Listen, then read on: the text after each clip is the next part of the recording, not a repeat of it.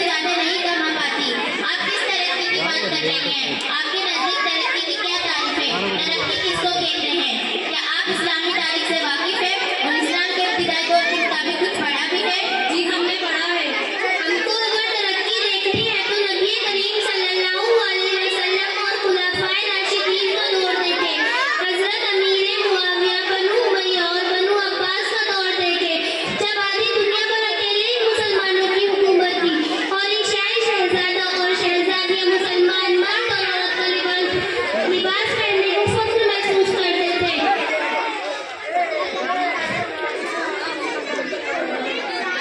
हकीकत में वही हमारी तरक्की का दौर था।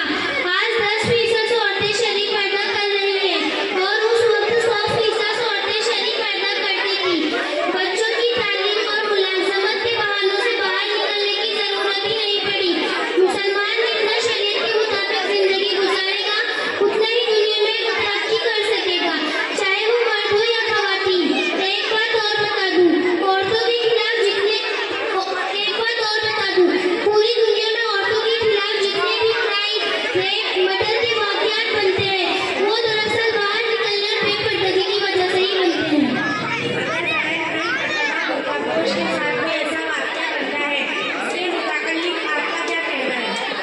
जी आपकी बात बिल्कुल दुरुस्त है और मैं इस तरफ आ रही हूँ कि अगर किसी बुर्का पोश खवातीन के साथ ऐसा मामला हुआ है तो आप अगर इस वाकया की तह तक जाएंगी तो ये बात जरूर मिलेगी कि इसने पर्दे के मामले में पूरा ख्याल नहीं रखा, वरना ऐसा मामला ना बनता। ये सब बच्चियां इस्लाम छोड़ रही है, आखिर इसके असबाब क्या है? मेरी खोता फहम के मुताबिक कम इल्मी, जहालत, अकायद इस्लाम से नवाफियत, दीन से दूरी, इस्लामी तरबियत का ना होना इर्तिदाद के असबाब है। अपना इर्तिदाद को कैसे रोका जाए, इसकी शक्ल क्या होगी? इर्तिदाद का सद्दे बाप इस तरह मुमकिन है कि वालिदैन की जिम्मेदारी है वो अपनी औलाद की हर नकल और हरकत पर नजर रखे। बाज़े मर्तबा सहेली की भादे किसी और से मिलने जाती है, जबकि इल्म वालिदैन को नहीं होता। बचपन ही से उसे इस्लामी इखलाक, नबवी तालीम का पाबंद बनाए, सही दीनी तालीम, सही दीनी तरबियत का इंतजामात करवाए। मगरिबी कल्चर और बेहया तहजीब से कोसों दूर रहने की तलकीन करे। स्मार्टफोन का इस्तेमाल भी खूब तबाही मचा रहा है। स्कूल और कॉलेजों जेर तालीम बच्चियां व्हाट्सएप, इंस्टाग्राम, फेसबुक और दीगर चीजों का इस्तेमाल करके गैरों से जल्द राब्ते में आ जाती है।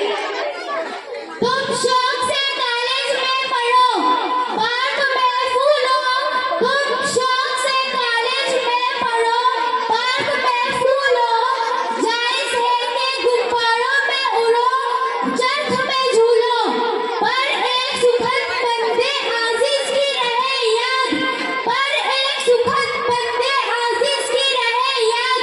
अल्लाह को और अपनी हकीकत को ना भूलो। ज़ेरे तालीम बच्चों को स्मार्टफोन देना वालिदैन की सबसे बड़ी गलती है। स्मार्टफोन दौरे हाजिरी का सबसे बड़ा फितना है। टीवी और मोबाइल पर फिल्म और ड्रामा वगैरह न खुद देखें, न अपने बच्चों को देखने दें और रोजाना घर में किसी वक्त दीनी मजलिस कायम करें और कुफ्र और कुफार की कबाहत और नहूसत से अपने अहले खाना को आगाह करें और अल्लाह वालों से ताल्लुक मजबूत रखें वगैरह वगैरह। बच्चों के बुलूग के बाद निकाह में उजलत यानी जल्दी से काम ले। पढ़ाई के उम्र को हर किसी इस्लाम में आइन ना होने दे।